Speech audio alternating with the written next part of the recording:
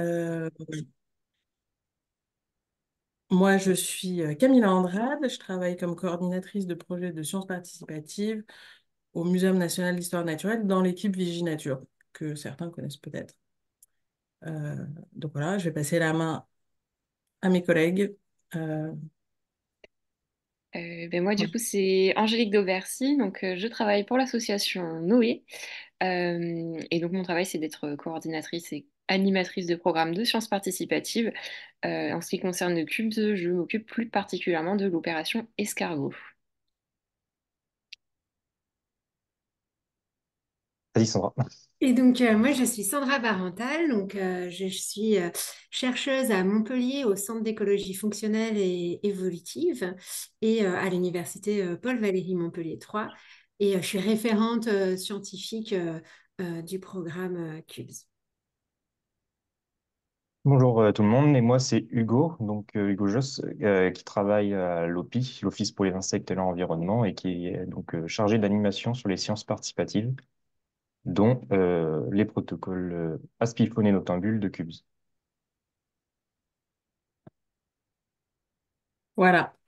Merci. Et donc, ensuite, on va proposer euh, un petit moment interactif qui va être pas très long pour en fait vous présenter, faire connaissance un peu avec vous. Alors, on va pas faire un tour de table voilà, dans la visio. Donc, d'abord, pour ceux qui veulent, vous pouvez allumer brièvement votre caméra.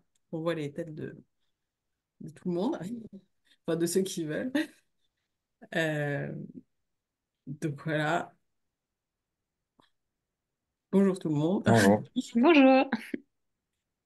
Et, euh, et ensuite, on va vous proposer aussi donc un petit moment interactif avec un outil qui s'appelle WooClap. Je ne sais pas si certains connaissent ou pas, sinon vous allez découvrir un peu. Euh, donc pour ça, je vais vous partager mon écran.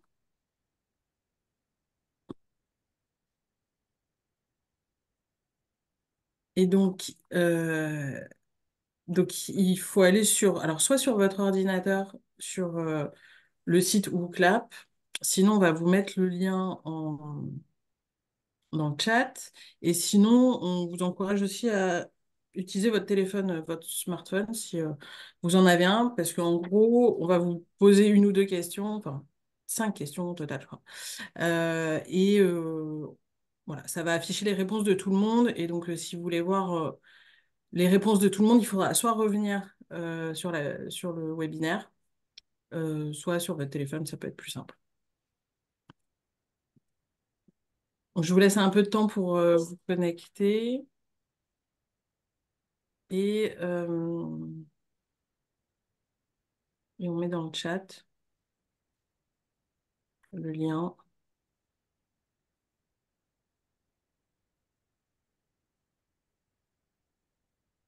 Merci Hugo. Alors, donc on va commencer. Je vais commencer par faire défiler les questions. Euh, voilà, pour ceux qui arrivent en cours de route, bah voilà, vous verrez le lien sur le chat. La première question pour faire un peu connaissance, c'est où êtes-vous? Donc là, il faut cliquer sur la carte pour nous indiquer où vous êtes.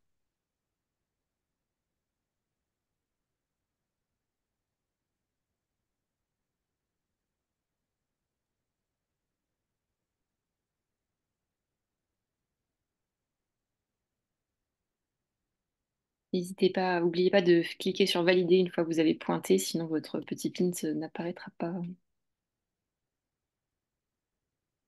Oui, merci Angélique. Et donc, pour voir les réponses de tout le monde, il faut revenir sur la présentation du webinaire sur Zoom.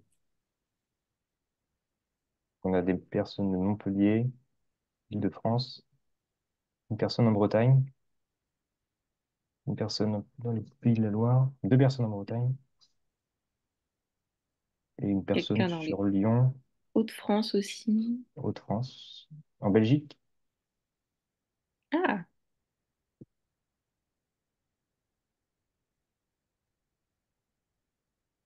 Il y a une belle diagonale de vie. Oui, c'est ce que je me disais. Pas grand monde Il manque la Nouvelle-Aquitaine. Ouais.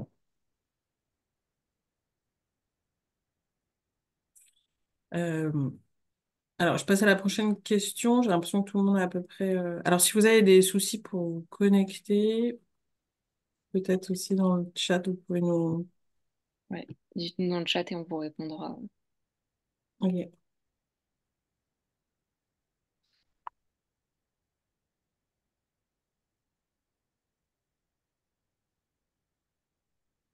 Ok, donc je passe à la prochaine question. Écrivez le premier mot qui vous vient en tête si on vous dit qualité biologique des sols.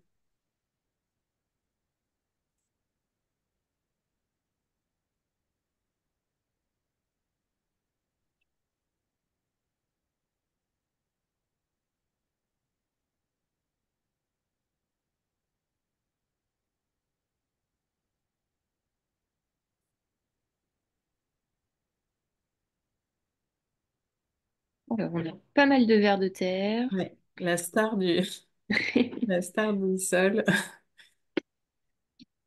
La microfaune aussi, le sol vivant, Ah des bah. petites bêtes.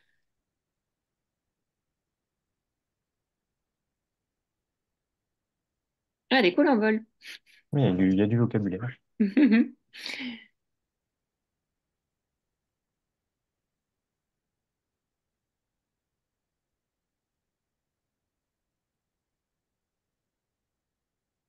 Ça parle aussi de texture, d'humus,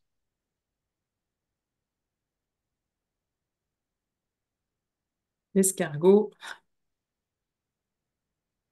le vivant. Ouais.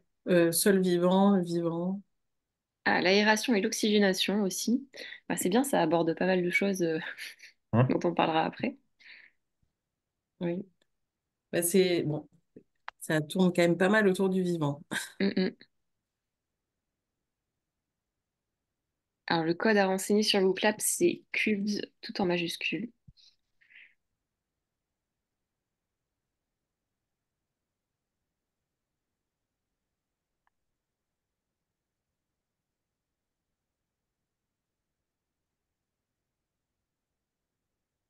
Et on est 25, 26 sur Google, ce qui est, ce qui est au moins le nombre de participants. Donc, c'est top.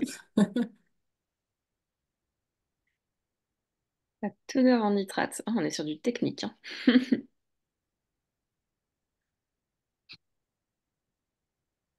Ouais, ça fait un beau nuage de mots.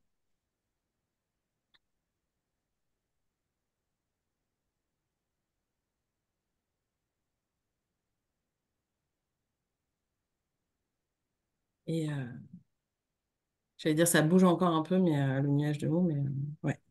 Isopode. Effectivement, là, Ouais. on a peut-être des experts dans. Je crois qu'en effet, c'est des experts ce soir. Bon, on va aller plus vite sur la présentation. Ok, pardon.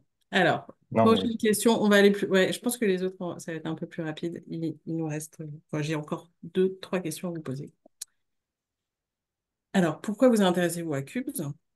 Donc là, voilà, ça nous intéresse un peu de savoir quelles sont vos motivations et voilà, l'intérêt que suscite ce programme.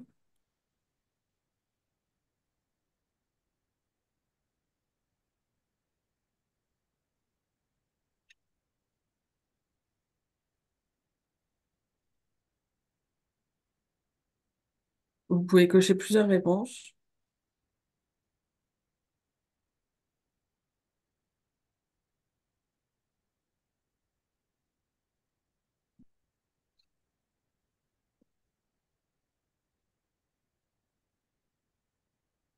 Beaucoup de gens qui sont là pour apprendre des choses sur les petites bêtes.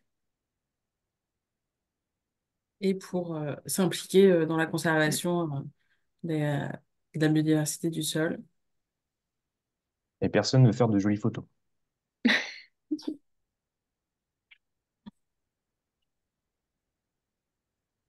et contribuer à un programme de recherche. Donc, Ouais. c'est super. Si vous voulez préciser autre raison dans le chat.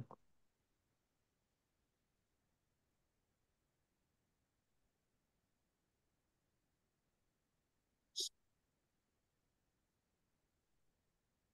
pense qu'on est pas mal, on a 17 réponses sur 24. C'est Eh bien, super. Pardon, Angélique, non, non, vas-y, vas-y. Du coup, la prochaine question, c'est avez-vous déjà participé à un programme de sciences participatives?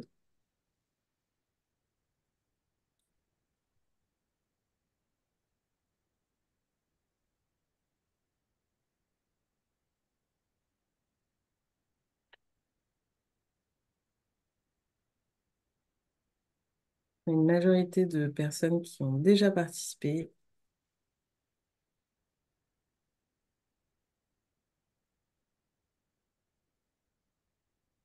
Et pendant ce temps, on a eu quelques réponses dans le chat sur les motivations autres. Donc, notamment, transmettre à des étudiants, intégrer les thématiques dans son action professionnelle, euh, sensibiliser les jardiniers d'un jardin partagé. Pas mal de buts différents finalement. Et donc, pour ceux qui ont déjà participé à des programmes de sciences participatives, on vous demande lesquels. Lequel ou lesquels.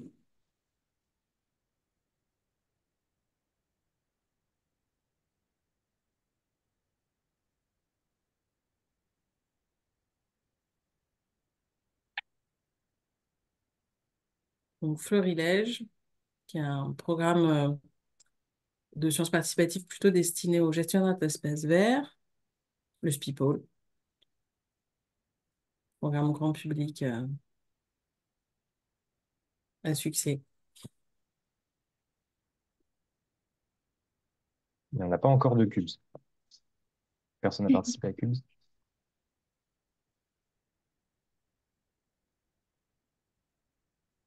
On a l'OAB aussi qui ressort. Ah, c'est un petit cubes. Et un Speeple bien en Un tête. gros speed. Il y a un petit peu de tout, hein. Des Ah ouais. papillons, des vers luisants, des oiseaux. Ouais, moi, il y a des programmes que je ne connais pas. Par exemple, Mission Fontaine. Ouais, je connais pas non Ouais. plus.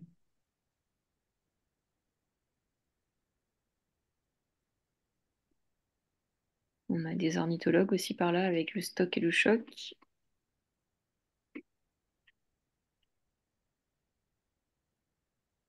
Donc, des photographes d'insectes, des ornithologues, des botanistes.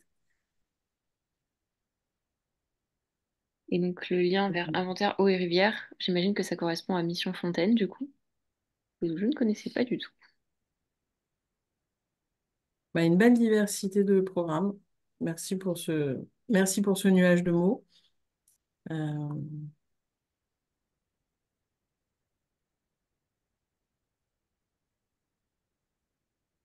et pour vos participations à tous ces programmes. C'est top. Du coup, je vais repasser la main à Hugo pour vous présenter le programme CUBES. Hop, voilà, j'ai arrêté le partage. Je vous partage mon écran.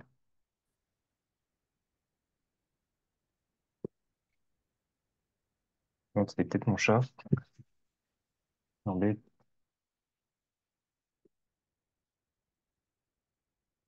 Tout le monde voit mon écran? C'est bon? OK. Alors, je vais vous faire une petite présentation rapide du programme CUBES. Euh, c'est en plein écran là pour vous? Non, c'est l'autre version, c'est la version avec les notes et voilà, là c'est bon. C'est bon. Alors, donc tout d'abord, c'est quoi la qualité biologique des sols? Alors, on imagine souvent les sols comme des structures en deux dimensions planes sous nos pieds. En réalité, les sols, c'est quelque chose qu'il faut en écologie considérer comme en étant en trois dimensions.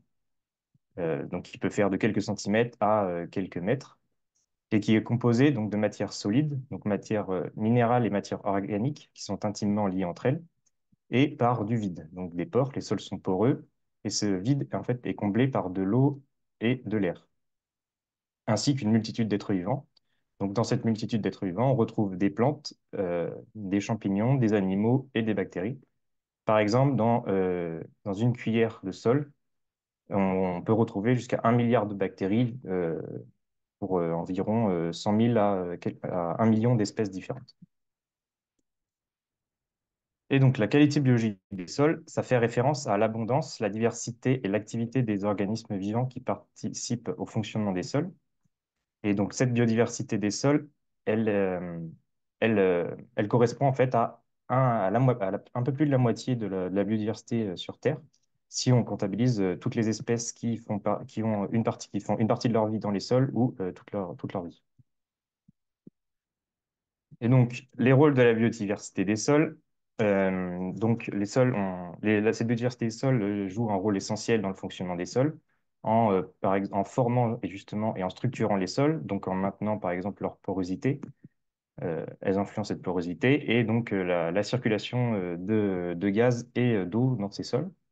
Elles recyclent les nutriments et elles régulent le cycle du carbone. Elle régule aussi les contaminants, donc les hydrocarbures, métaux lourds, et régule aussi les populations d'espèces qui sont considérées comme invasives et ravageuses par l'homme.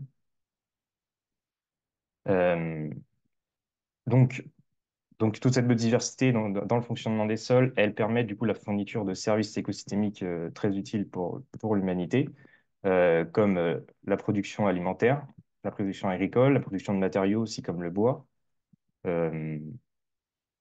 Euh, voilà, la lutte contre le réchauffement climatique avec le stockage du carbone dans les sols, etc., etc. Et justement aussi le stockage d'eau dans les sols. Et donc pourquoi suivre la faune du sol? Tout d'abord parce que cette diversité est menacée. Euh, donc elle est menacée, les sols sont menacés par différentes pressions liées aux activités humaines, comme le changement d'usage des sols, le réchauffement climatique, les pratiques intensives, notamment agricoles, et les activités industrielles. En Europe, 60% des sols sont dégradés à des degrés divers. Et donc, euh, euh, pardon, pardon, excuse-moi. Les sols donc, en Europe sont dégradés à 60% des sols européens sont dégradés. Et il faut qu'en fait considérer les sols comme étant une ressource non renouvelable à l'échelle humaine.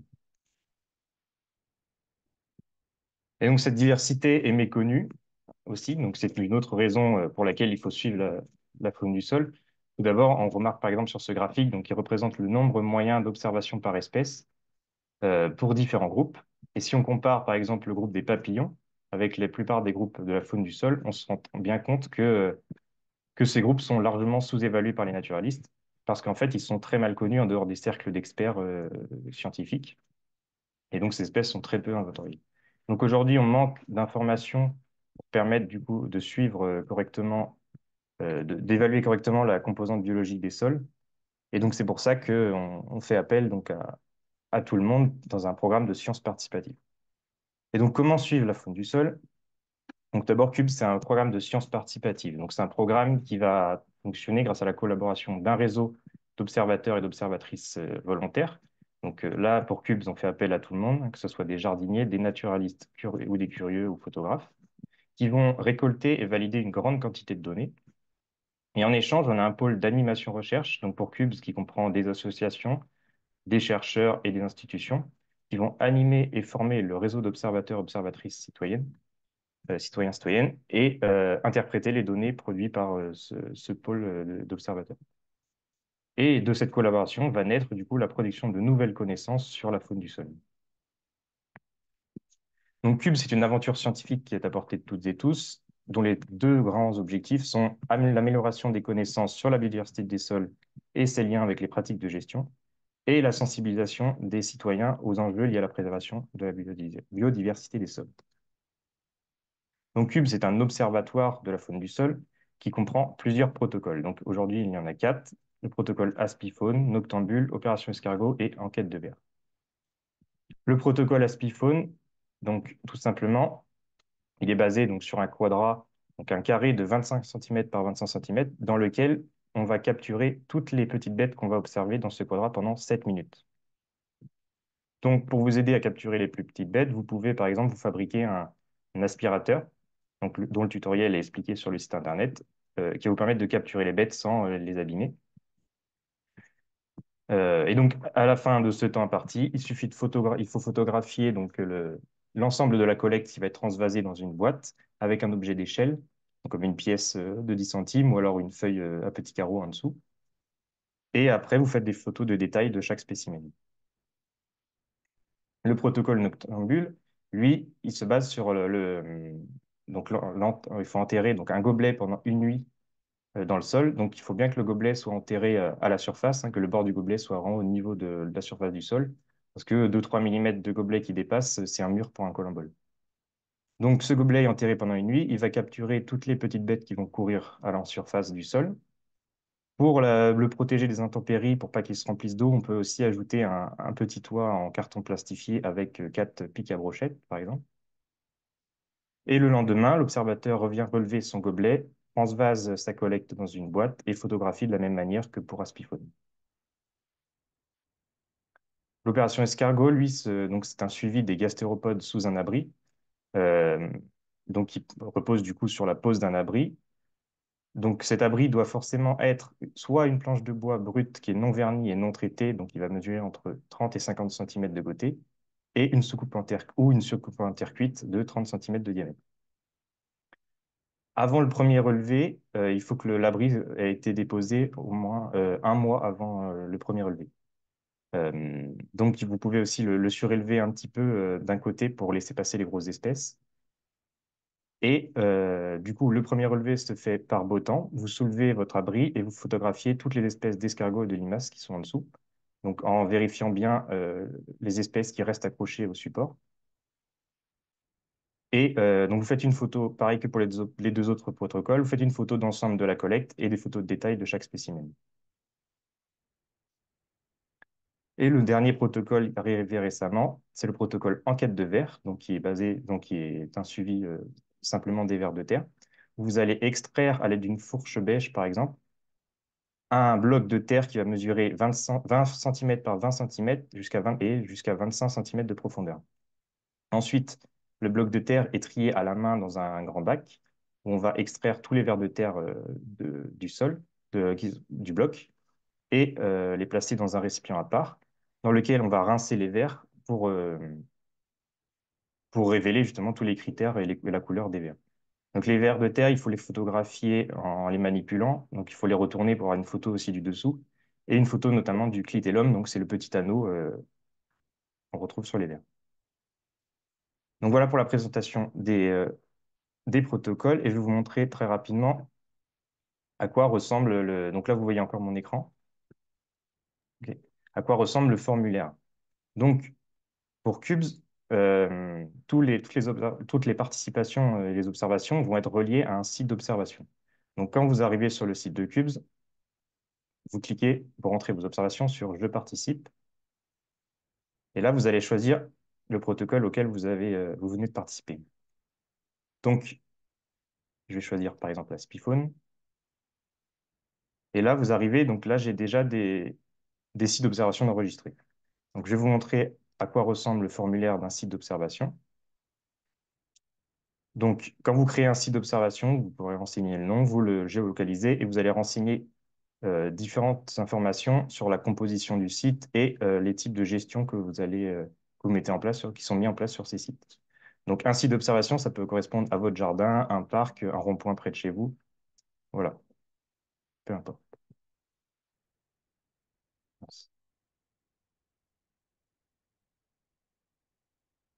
J'ai le bandeau de Zoom qui m'embête. Voilà. Voilà, pardon. Donc, si voilà, vous avez déjà un site d'observation, vous le sélectionnez. Et s'il n'a pas changé, en fait, vous pouvez faire plusieurs observations sur le même site. Donc là, par exemple, je dis que mon site n'a pas changé, donc je choisis. Et là, je vais arriver au formulaire de la participation. Donc, j'en ai déjà préparé un. Voilà le formulaire du contexte de l'observation donc pour le protocole Aspiphone, sachant que chaque protocole va avoir son formulaire dédié. Donc, on n'aura pas toujours les mêmes questions. Donc, vous lui donnez un nom, une date, une heure, etc. Vous renseignez des différentes choses sur la météo, etc. Il faut toujours aussi mettre, donc pour le protocole Aspiphone, il y a différentes photos pour d'autres protocoles, mais par exemple, Aspiphone, il faut avoir pris en photo euh, son installation à 2 mètres et une photo de proche de son installation. Et une fois que vous avez rempli le formulaire, donc là, j'ai vu des organismes de mon quadrat, je vais mettre oui, passer à l'étape suivante. Et donc voilà, là, j'arrive dans le formulaire où je vais rentrer du coup les espèces que j'ai photographiées. Donc, tout d'abord, on met, donc pour chaque protocole, une photo d'ensemble de la collecte. Donc là, mon objet d'échelle, c'est une feuille de papier millimétré que j'ai mise sous ma boîte. Et là, c'est encadré, ça va être pour ajouter toutes les observations, donc toutes les espèces observées, une par une. Donc là, pareil, par exemple, je vais ajouter un cloporte.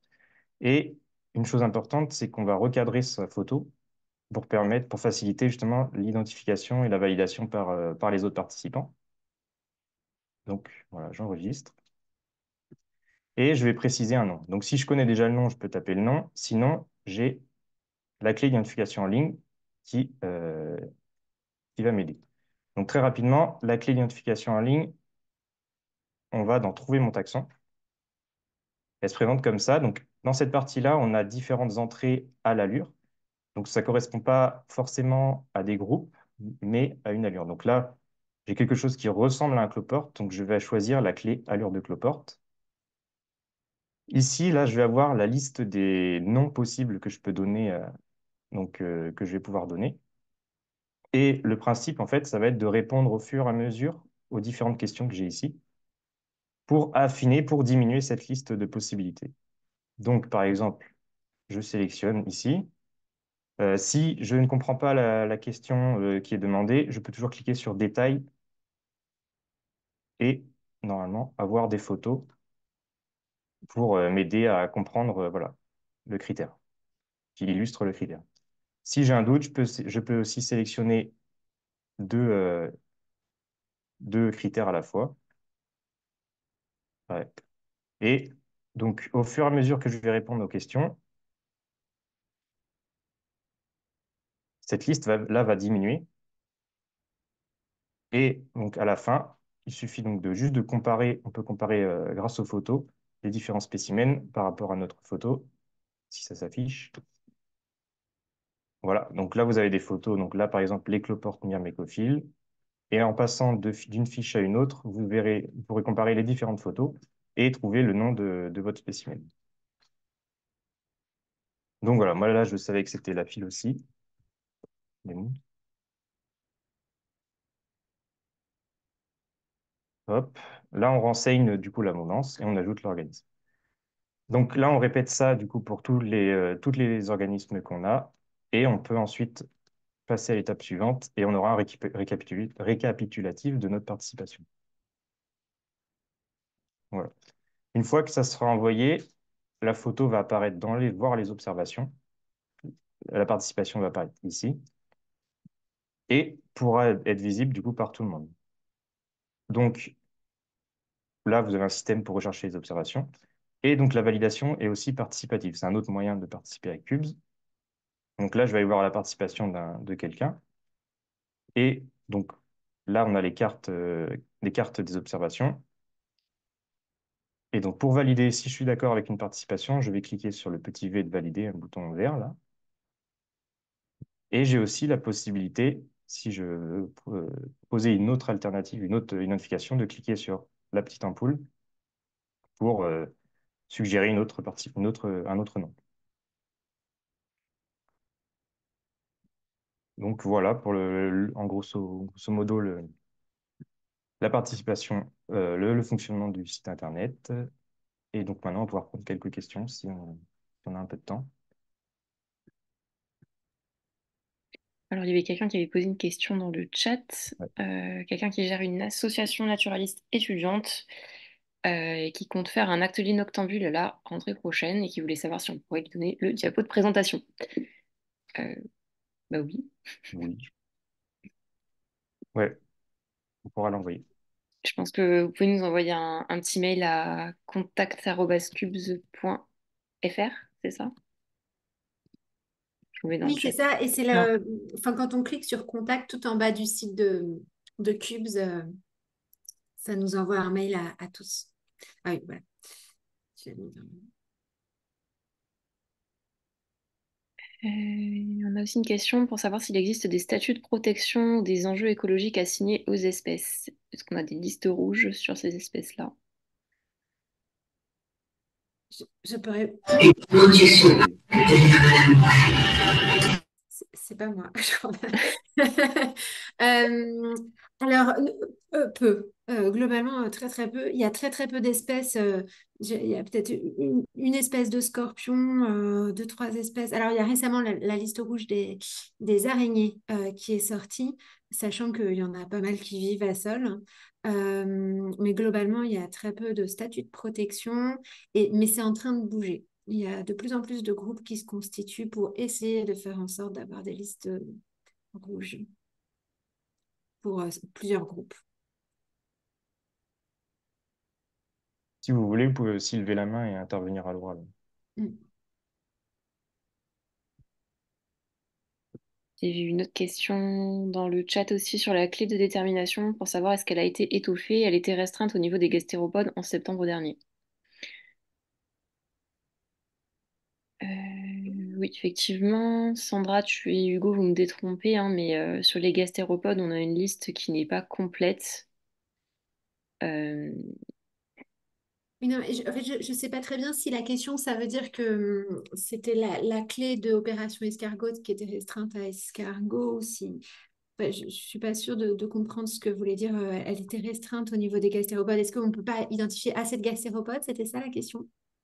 Oui, la question c'était de savoir, lorsque je l'ai pratiqué la dernière fois, il y a eu pas mal de gastéropodes dont j'ai pas trouvé la détermination que j'avais pu moi-même que j'avais pu moi-même identifier auparavant. Du coup, je l'avais mis l'identification que je supposais moi en commentaire, mais je Mhm. n'avais pas réussi à la rentrer. Vu qu'on ne pouvait rentrer, il me semble, que des identifications déjà faites dans la clé auparavant. Mhm. Donc voilà, c'était un petit point bloquant que j'avais mm, repéré. Mais c'est peut-être, en tout cas pour Opération Escargot, c'est vrai que peut-être comparé aux autres protocoles, il y a une liste restreinte d'espèces suivies qui va pas forcément évoluer, je pense, sur mm. les espèces. Mais par contre, comme il y a l'onglet dénomination plus précise, où là, on peut réussir à identifier plus précisément les espèces. Et sur la clé de cubes, on pourrait prévoir des ressources supplémentaires pour aller plus loin pour ces dénominations plus précises. Ça, ce serait Ah, envisageable. Ouais, excusez-moi, Mais j'ai pas pour l'instant, c'est précisé, pas le cas. c'était pour les noctambules que j'avais fait ça. OK. faut voir ça. En fait, les taxons cubes, faut voir ça comme des tiroirs dans lesquels on va ranger des photos. Et après, oui, vous pouvez, si vous êtes expert de certains domaines, vous pouvez préciser des dénominations plus précises. Mais il faut quand même que la photo soit rangée dans le tiroir Mhm. dédié.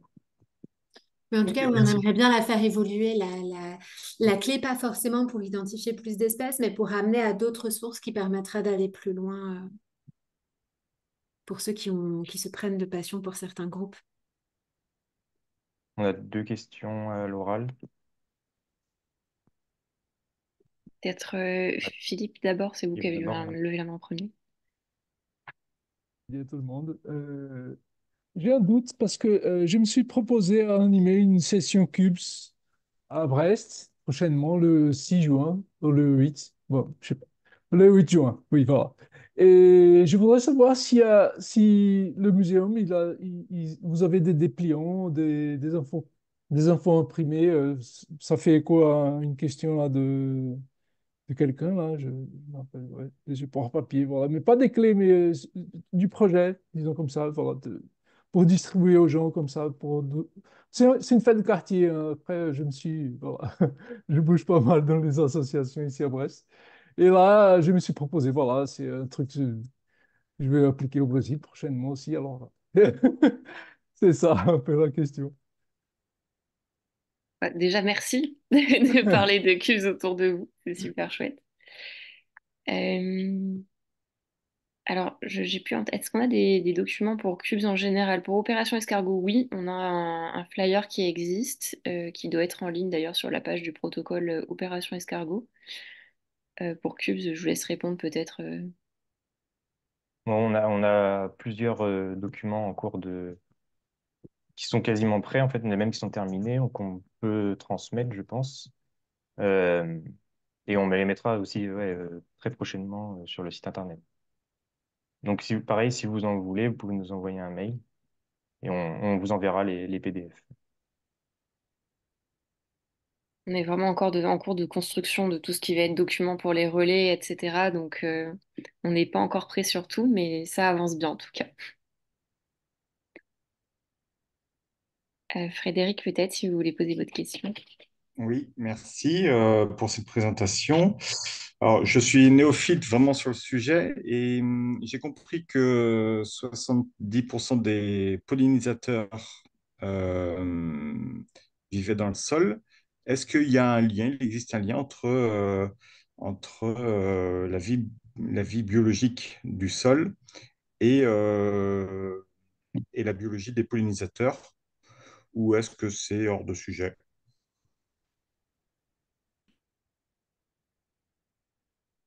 Alors, c'est Sandra? une grande question. Non, c'est pas hors sujet, mais c'est vrai que les liens. Alors, effectivement, il y a la biodiversité du sol. Elle est pas. En fait, il y a beaucoup d'organismes qui sont des pollinisateurs à l'état adulte et qui ont besoin du sol parce que à leur stade larvaire. Donc, c'est aussi pour ça que les sols abritent une aussi grande diversité d'espèces. Ça ne veut pas dire que toutes ces espèces vont rester toute leur vie des bêtes du sol. Donc elles peuvent, donc forcément, il y a des liens très forts, hein, mais c'est globalement très peu, enfin, c'est des liens qui sont très peu étudiés. Enfin, ces liens directs du rôle de la qualité biologique des sols sur la pollinisation, c'est encore très très peu étudié. Mais ce qu'on va étudier beaucoup, c'est le rôle de la qualité biologique des sols, enfin de la faune du sol, par exemple, dans la productivité des plantes ou dans la croissance des plantes, mais encore peu sur les pollinisateurs. Mais c'est pas, voilà, c'est pas hors sujet, c'est juste que on a trop peu de connaissances. Il y a du travail. Merci. Voilà. Je réponds à quelques questions aussi dans le chat parce qu'il va falloir Oui, il y a qu'on aussi passe à la deux Vous suite. allez- questions dans le chat. Pardon, il y a deux questions dans Ouais. le chat un peu qui se... Mais peut-être que Sandra va en parler après, mais c'est est-ce qu'il faut... Non, alors, le chat a bougé. Quelle est la durée prévisible du programme de recherche et comment connaîtrons-nous les conclusions? Et, une remarque sur le retour qui a été fait sur le manque de visibilité de ce que deviennent les données produites et qui est un point de frustration. Donc, c'est vraiment la question de la valorisation. Peut-être que tu en parleras après, Sandra. Mhm. En tout cas, ça fait une belle présentation, une belle transition, Une belle pardon. transition sur Pour la expliquer ce que tu fais valorisation du avec temps de les la données. recherche. Et, ouais. Du Oui. coup, on va pouvoir, tu vas pouvoir répondre. Oui, Ouais. je peux. Oui, en tout cas, alors juste je reprends la durée prévisible du programme Cubes. Nous, on lui souhaite en tout cas une très longue vie. Il est prévu pour être le plus pérenne possible et être un suivi à très long terme. Et donc pour la deuxième question, ouais, en fait, on est, oui, je pense, en tout cas, on est très conscient que c'est important euh, voilà, de restituer, en tout cas de communiquer sur ce que deviennent les données de ce type de programme. Alors, on le fait à différents niveaux. On a eu un premier bilan de participation de Cubes où on a fait un retour sur voilà, une analyse très préliminaire des données à un an de vie du programme. Et puis sur les questions de recherche, peut-être on va embrayer et je vais y répondre par la suite quand Angélique va me poser des questions justement à ce sujet. Tout à fait. Et juste, j'en profite pour vous dire aussi que nous avons lancé une newsletter Cubes qui sort à peu près tous les 3 mois. Donc, n'hésitez pas à vous y abonner. Ça vous permet aussi de recevoir des nouvelles du programme, de si justement on fait des bilans et ce genre de choses. Ça peut être intéressant. Du coup, Sandra, vu que tu es avec nous, on va profiter de t'avoir pour te poser quelques petites questions pour que justement bah, tout le monde comprenne un petit peu quel est le rôle de la recherche et comment ça se passe du côté scientifique sur ce programme-là. Donc déjà, rapidement, est-ce que tu pourrais nous dire quelques mots sur ton métier? Qu'est-ce que tu fais toi tous les jours en tant que chercheuse? Oui. Alors, je vais essayer d'en dire que quelques-uns parce que je pense que je vois l'heure qui tourne et on aimerait bien vous libérer pas trop tard. Moi, donc en quelques mots, donc je suis écologue des sols.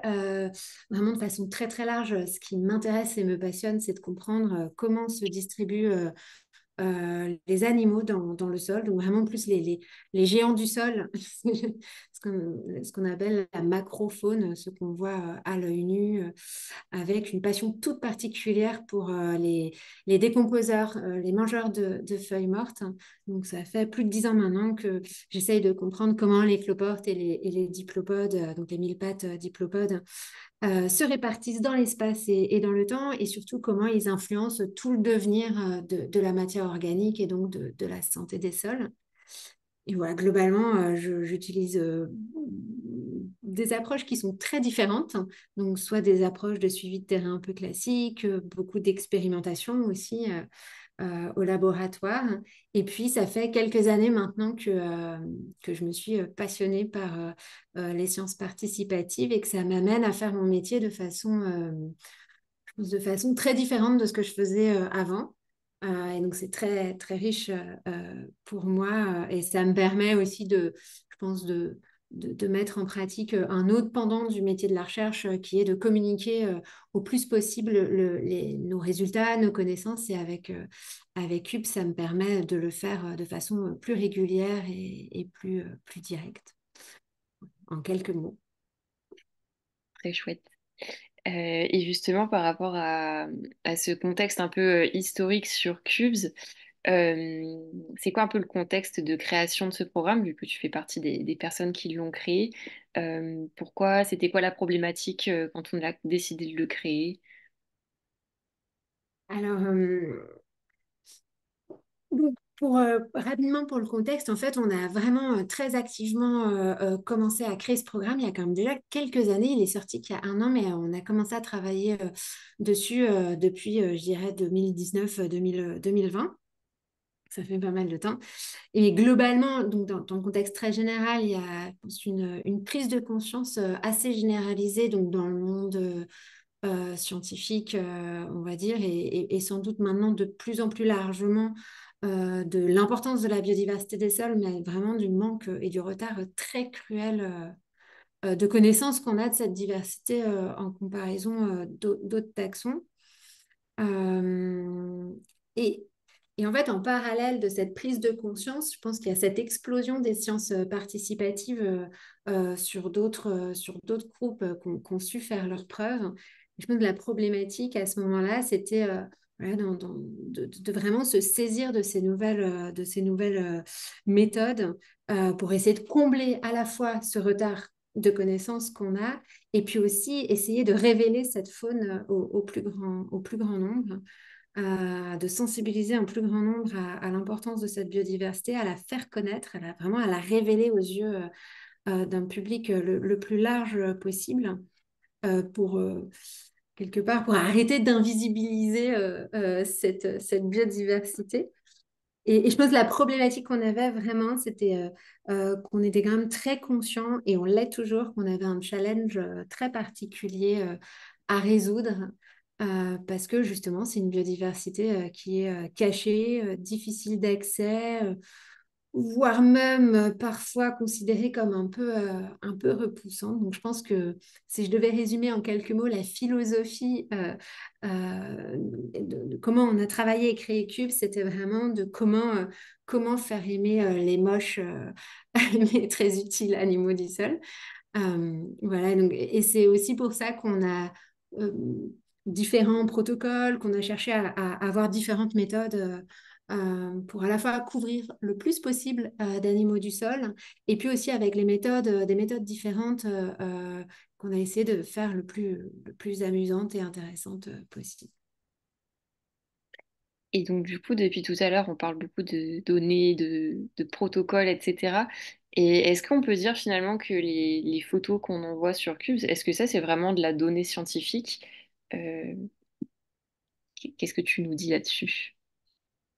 Alors oui, les photos et surtout les photos associées à tout ce qu'on vous demande comme information autour, la date, là où elles ont été prises et le contexte dans lequel elles ont été prises, c'est le fait qu'elles aient été prises avec en suivant un protocole, donc une méthode qu'on a essayé de standardiser, c'est-à-dire de faire en sorte que tout le monde fasse à peu près de la même façon, enfin le plus possible de la même façon, pour qu'on puisse comparer les données entre elles, font qu'on peut les analyser et que ce sont des données scientifiques. Donc, il n'y a pas que la photo qui constitue la donnée, il y a tout ce qui l'environne et toutes les réponses aux questions qu'on vous pose, qui ont été choisies avec minutie pour les analyser. Et, euh, et voilà, est-ce que j'ai... Oui, c'était la question, est-ce que ce sont des données scientifiques? Euh, Et donc oui. justement, une fois que tu as ces données entre les mains, comment tu travailles dessus, toi? Qu'est-ce que tu fais avec? Est-ce que tu peux nous montrer un petit peu à quoi ça ressemble les dessous de l'analyse de données un petit peu? Les dessous de la base de données. Donc, en fait, toutes vos informations et toutes les photos en fait sont stockées et toutes les informations auxquelles vous avez les réponses que vous avez données qui environnent les photos sont stockées dans une base de données. Donc, sans vous, voilà, pour vraiment montrer concrètement euh, euh, ce que j'en fais, je vais me partager mon écran. Donc, comment je fais? Partage. Mhm. Voilà. Euh,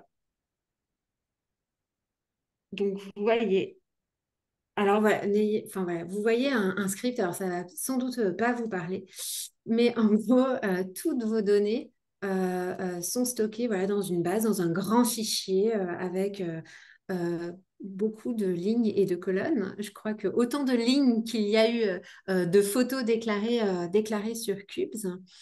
Et ensuite, moi, je les travaille avec un logiciel, on ne va pas rentrer dans les détails, qui va me permettre d'analyser tous les contextes des informations, enfin, tous les contextes de ces observations, pardon. Et alors, pour faire très simple, oh, je l'ai complètement écrasé, Marc.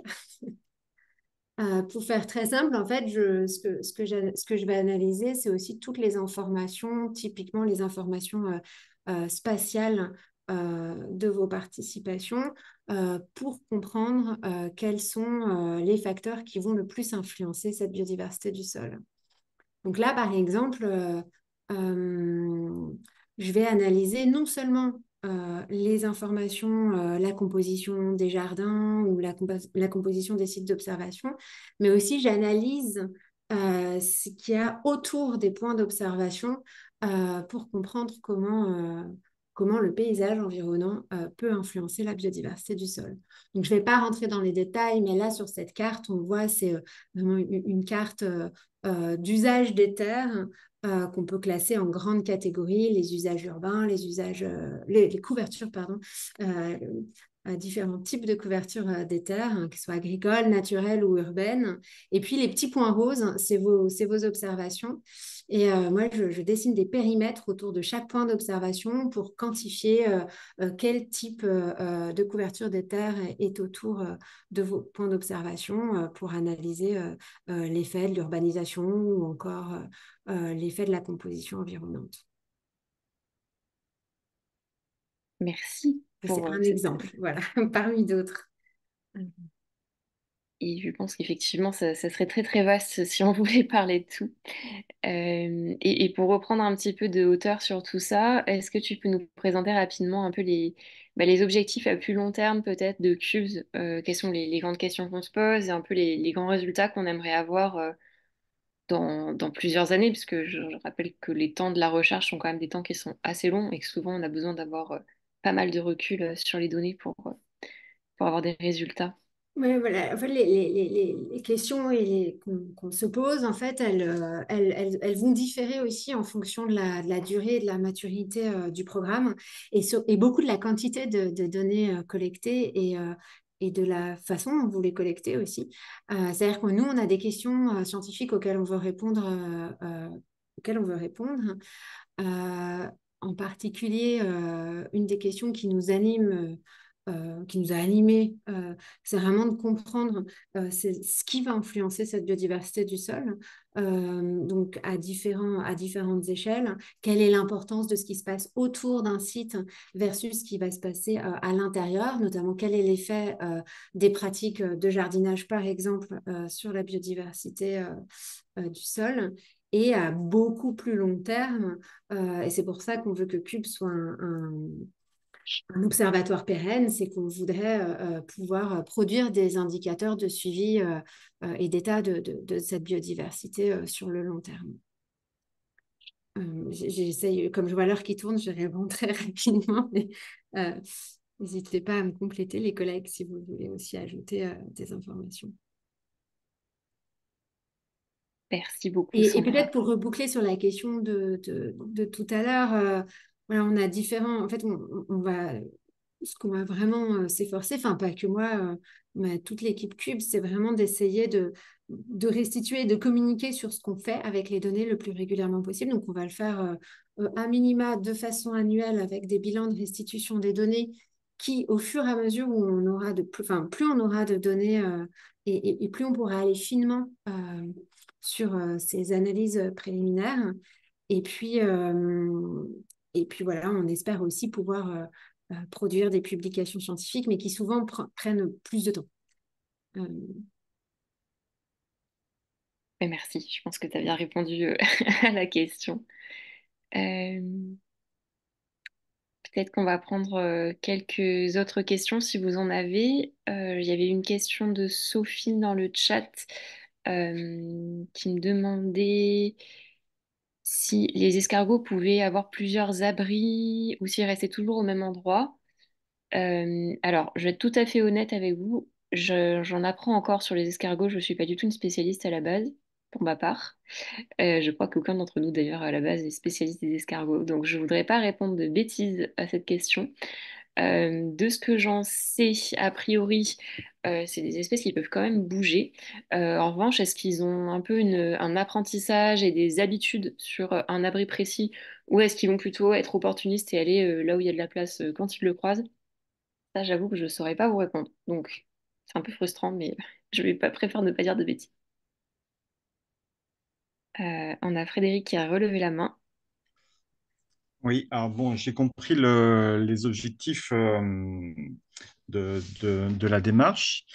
J'ai compris qu'on était sur un sujet très neuf, en fin de compte.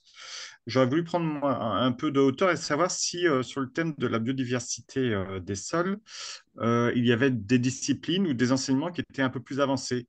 Je pense par exemple à la séquestration du carbone ou voilà, est-ce que en prise de hauteur un petit peu autour de la biodiversité des sols, il y a des sujets sur lesquels on a un peu plus de connaissances. Alors oui, en fait, je dis on a un retard de connaissances, c'est-à-dire que, enfin, on en a quand même, et on a quand même enfin, une activité de recherche scientifique en France sur les sols qui est assez riche. Même à l'échelle de l'Europe, on est quand même bien placé en France sur la connaissance des sols, donc je ne voudrais pas quand même laisser l'impression qu'on n'y connaît rien du tout. Et oui, sur les sujets de la séquestration du carbone, alors dans les sols, on avance, il y a une communauté très active qui avance sur les France, et d'ailleurs, on est un peu numéro un sur le sujet au monde. Donc, je ne sais pas si je réponds bien à la question. La question, c'était est-ce qu'on a des domaines où on est plus avancé? C'est ça?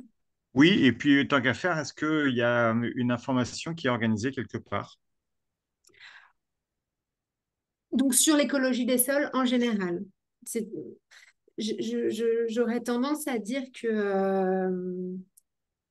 le, le centre et le cœur névralgique pour avoir l'information de ce qui se fait sur les sols, c'est via donc l'AFES, donc l'Association française d'études des sols, qui ont un site internet. Alors, c'est très riche. Je crois que le site est en cours de reconstruction, mais c'est très, très riche en informations et justement en communication. Donc, c'est une société savante sur les sols qui réunit à la fois des pédologues et des écologues du sol. Donc, les pédologues, c'est souvent ceux qui vont plutôt travailler, on va dire, sur la physico-chimie des sols. Les écologues, donc sur la partie biologique, mais ça réunit les deux communautés. Et donc, voilà, c'est un centre de ressources assez riche. Oui, voilà. Merci Angélique pour le lien.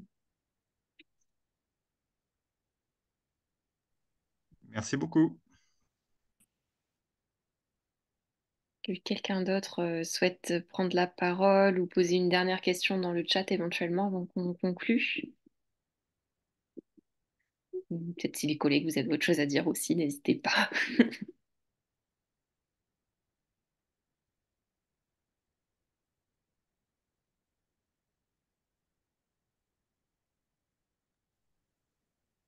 Question? Ah,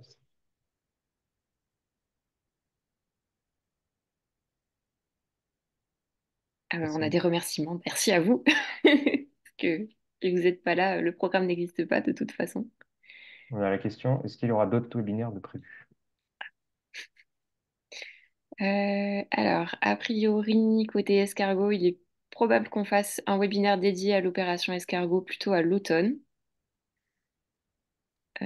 Sur les autres protocoles, je ne sais pas s'il y a déjà des choses de prévues.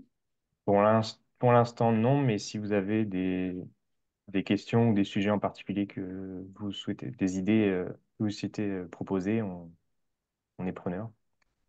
Après, sans doute qu'on en organisera d'autres dans l'année, mais pour l'instant, ils ne sont pas prévus.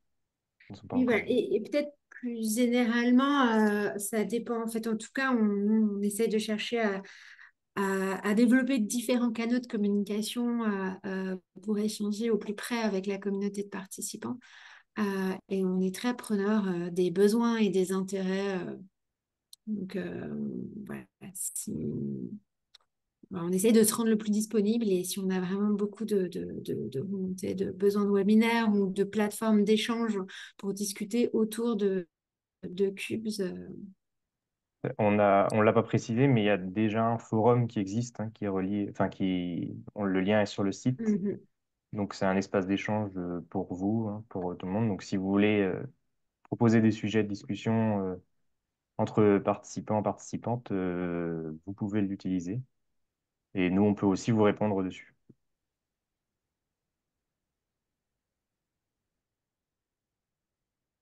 Est-il prévu des entretiens avec des mairies? Des entretiens avec des mairies pour mettre en place les protocoles dans les collectivités, c'est ça la question? N'hésitez pas à ouvrir votre micro hein, si c'est plus simple.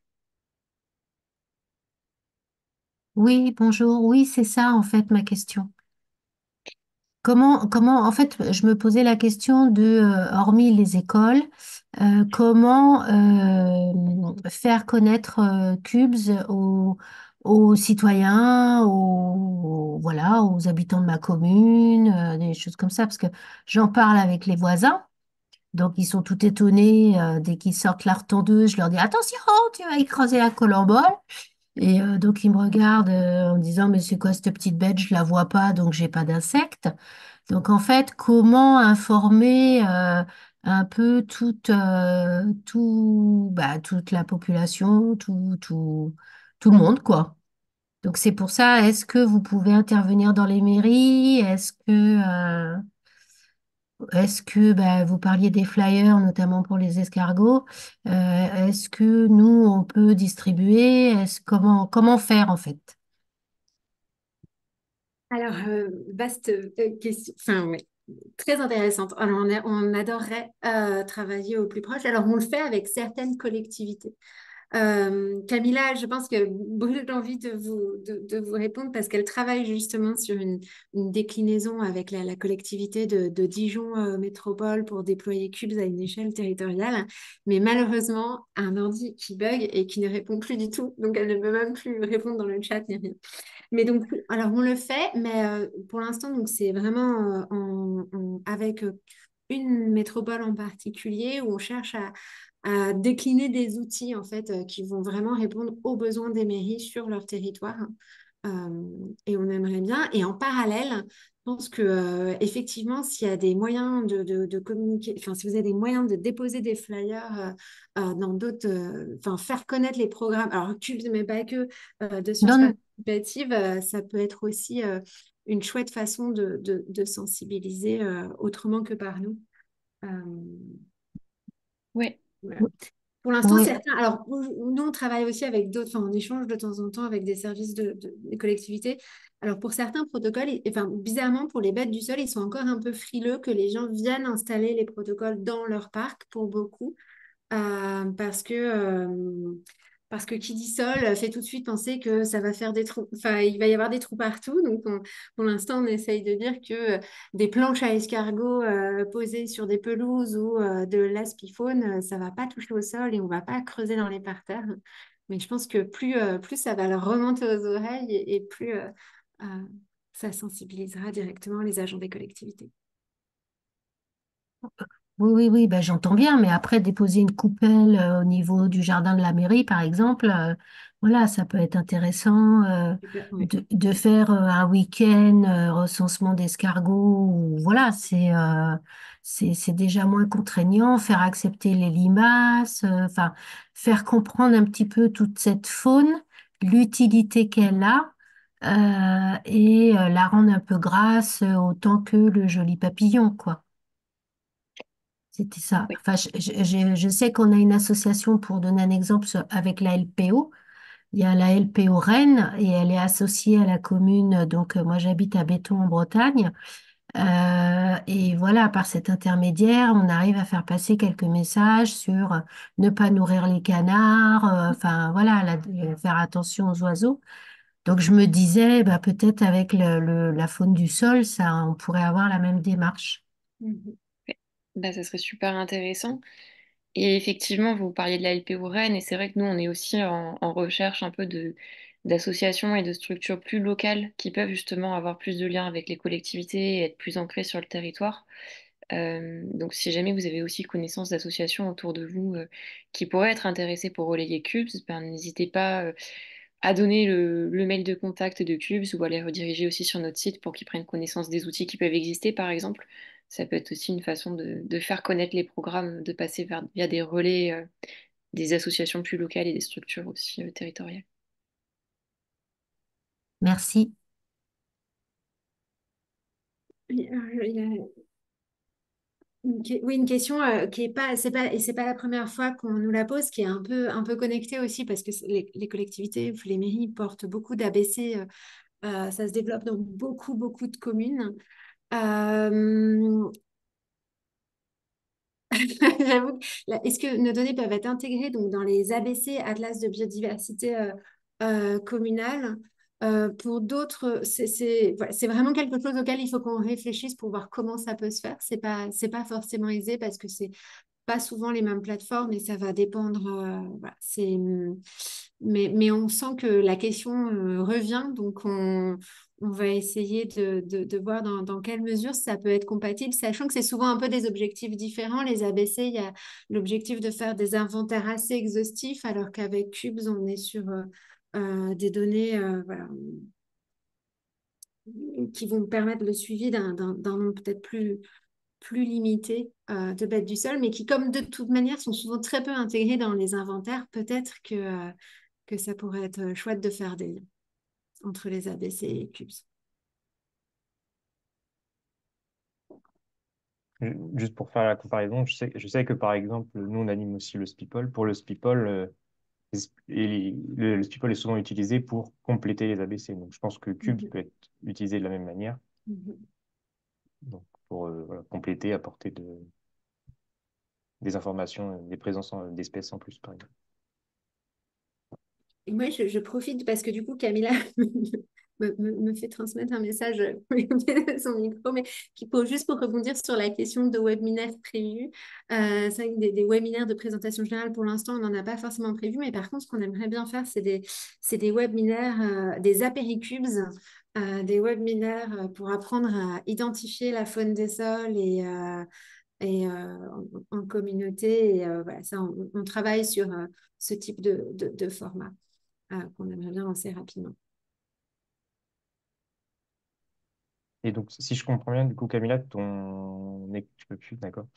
Bah, pour conclure, je vous propose, si vous voulez, normalement, on avait une petite question bouclable pour terminer, mais c'est pas grave.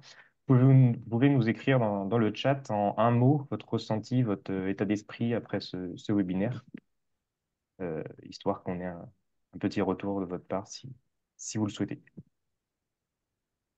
Et une dernière question à laquelle je peux commencer à répondre et vous pourrez compléter si vous voulez, Hugo et Sandra. Quelqu'un qui nous demande si on compterait créer un MOOC. Un MOOC, c'est beaucoup, beaucoup de travail, d'investissement. C'est long à créer, ça se fait pas en claquant des doigts. Je pense que ça pourrait être hyper intéressant parce que c'est un sujet où il y a beaucoup de choses à dire, mais peut-être pas sur le très court terme, peut-être plus à moyen terme si on voit qu'on a de la demande et qu'on est pertinent sur le sujet.